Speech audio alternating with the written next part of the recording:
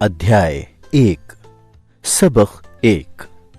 अमीर लोग पैसे के लिए काम नहीं करते। गरीब और मध्यम वर्गीय लोग पैसे के लिए काम करते हैं। अमीर लोग पैसे के लिए काम नहीं करते हैं। अमीर लोग पैसे से अपने लिए काम कराते हैं। टेरी, क्या आप मुझे बता सकते हैं कि अमीर कैसे बना जाता है? मेरे डैडी ने शाम का अखबार नीचे रख दिया। बेटे, तुम अमीर क्यों बनना चाहते हो? क्योंकि आज जिमी की मम्मी उनकी नई कैडिलैक में आई थी और वो वीकेंड पर मौज मस्ती करने के लिए उनके समुद्र तट वाले घर पर जा रहे थे। वो अपने 3 दोस्तों को साथ ले गया, लेकिन माइक और मुझे नहीं ले गया। उन्होंने हमसे कहा कि हमें इसलिए आमंत्रित नहीं किया गया क्योंकि हम गरीब हैं। उन्होंने ऐसा कहा? मेरे डैडी ने अविश्वास में पूछा। हाँ, ऐसा ही कहा। मैंने आहत अंदाज में जवाब दिया। मेरे डैडी ने खामोशी में अपना सर हिलाया, अपना चश्मा नाक के पुल तक चढ़ाया और दोबारा अखबार पढ़ने लगे। मैं जवाब के इंतजार में खड़ा रहा। ये सन 1956 की बात थी। तब मैं 9 साल का था। संयोग से मैं उसी पब्लिक स्कूल में पढ़ता था जहां अमीर लोगों के बच्चे पढ़ते थे। हमारा निवास हवाई में मूलतः शुगर प्लांटेशन यानी गन्नों के बागान वाले कस्बे में था।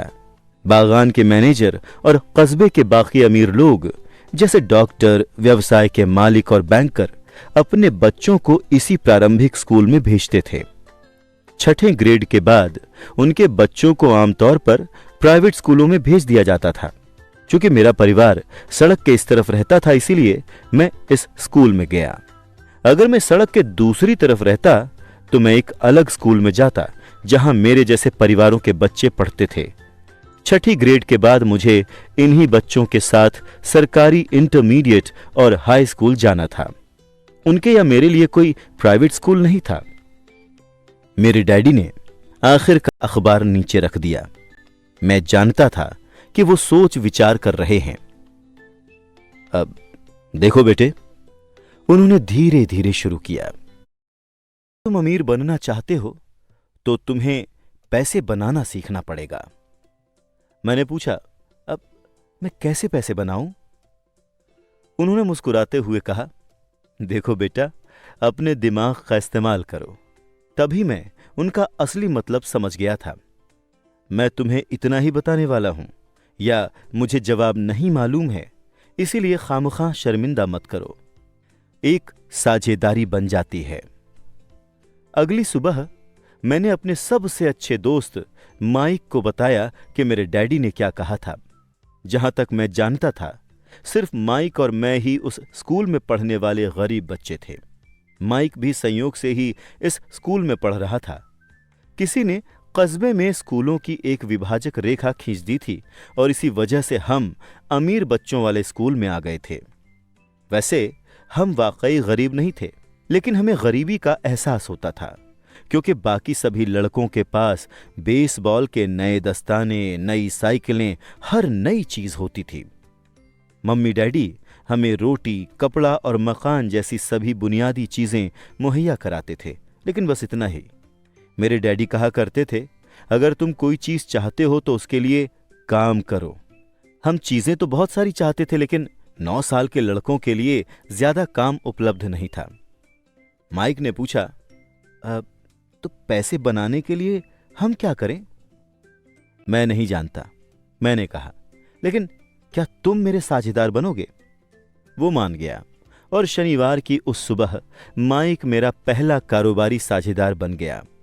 हम सुबह से लेकर दोपहर तक सोचते रहे कि पैसा कैसे बनाया जाए।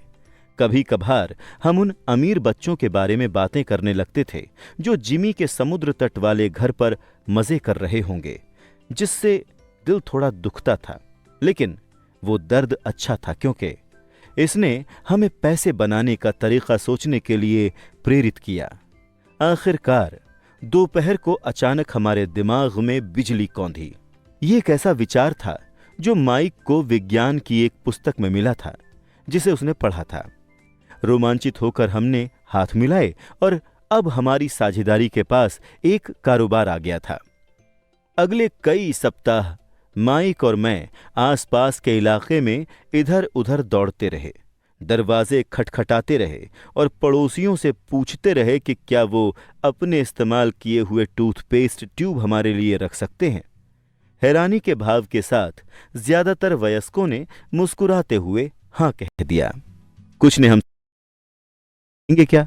इसके जवाब में हमने कहा, अब हम आपको नहीं बता सकते, ये एक कारोबारी रहस्य है। जैसे जैसे सप्ताह गुजर रहे थे, मेरी मम्मी का कष्ट बढ़ता जा रहा था। अपने कच्चे माल को इकट्ठा करने के लिए हमने जो जगह चुनी थी वो उनकी वॉशिंग मशीन के पास थी। ये एक भूरा कार्डबोर्ड बॉक्स था जिसमें कभी केचप की बोतलें रखी जाती थीं। अब उसमें टूथपेस्ट ट्यूब्स का हमारा छोटा सा ढेर बढ़ने लगा। आखिरकार मेरी मम्मी के सब्र का बांध टूट गया। पड़ोसियों की गंदी मुड़ी तुड़ी इस्तेमाल हो चुकी टूथपेस्ट ट्यूब्स को देख देख कर उनका दिमाग खराब हो गया था। उन्होंने पूछा, तुम लोग क्या कर रहे हो? और मैं ये दोबारा नहीं सुनना चाहती कि ये कारोबारी रहस्य है। इस कचरे को अभी साफ करो वरना मैं इसे बाहर फेंक दूंगी। माइक और मैंने हाथ पैर जोड़कर उनसे मोहलत मांगी। हमने उन्हें बताया कि हमारे पास जल्द ही पर्याप्त ट्यूब्स हो जाएंगी और फिर हम उत्पादन शुरू कर देंगे। हमने उन्हें जानकारी दी कि हम 2-3 पड़ोसियों का इंतजार कर रहे हैं जिनकी टूथपेस्ट ट्यूब्स खत्म होने वाली थीं और हमें मिलने वाली थीं। मम्मी ने हमें 1 सप्ताह की मोहलत दे दी। उत्पादन शुरू करने की तारीख योजना से ज्यादा जल्दी आ गई थी और दबाव बढ़ गया था।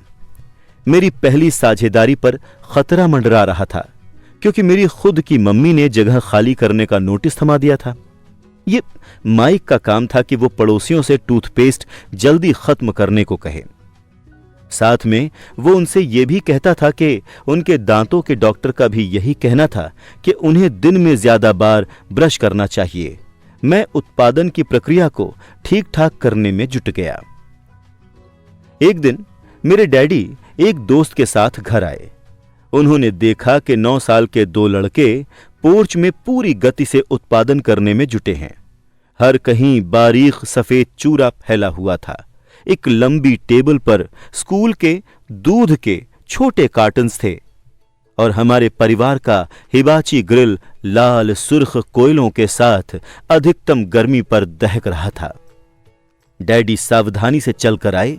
उन्हें पोर्च के शुरू में ही कार खड़ी करनी पड़ी क्योंकि उत्पादन की प्रक्रिया कार की जगह तक पहुंचने में बाधा डाल रही थी।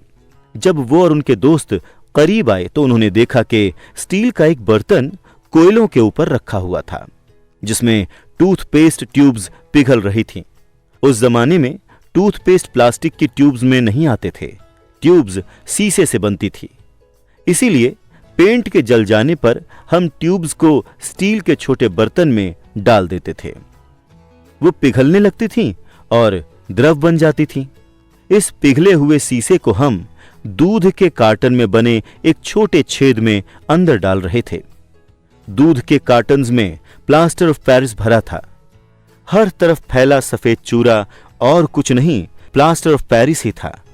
जल्दबाजी में उसके बैग में मेरी लात पड़ गई थी जिससे पूरा इलाका ऐसा लग रहा था जैसे वहां अभी अभी बर्फ का तूफान आया हो। दूध के कार्टन के भीतर प्लास्टर ऑफ पेरिस के सांचे थे। मेरे डैडी और उनके दोस्त ने देखा जब हम पिघले हुए शीशे को सावधानी से प्लास्टर ऑफ पेरिस के क्यूब के ऊपर छोटे से छेद में डालते रहे। संभल कर, डैडी ने कहा। मैंने ऊपर देखे बिना सर हिला दिया। आखिर जब शीशा डालने का काम खत्म हो गया तो मैंने स्टील का बर्तन नीचे रखा और अपने डैडी की तरफ देखकर मुस्कुराया। तुम लोग क्या कर रहे हो? उन्होंने मुस्कुराते हुए सावधानी से पूछा। हम वही कर रहे हैं जो आपने मुझसे करने को कहा था। हम अमीर बनने जा रहे हैं, मैंने कहा। हाँ, माइक ने मुस्कुराते हुए कहा और अपना सर हिलाया। अब हम दोनों साझेदार हैं, मेरे डैडी ने पूछा। और प्लास्टर के इन सांचों में क्या है?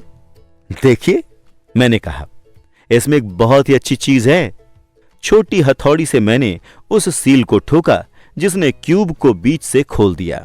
मैंने प्लास्टर के सांचे का ऊपरी आधा हिस्सा बाहर निकाला और शीशे का 5 सेंट का सिक्का बाहर टपक गया।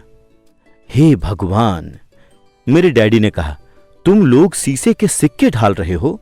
बिल्कुल सही, माइक ने कहा। हम वही कर रहे हैं जो आपने हमसे करने को कहा था।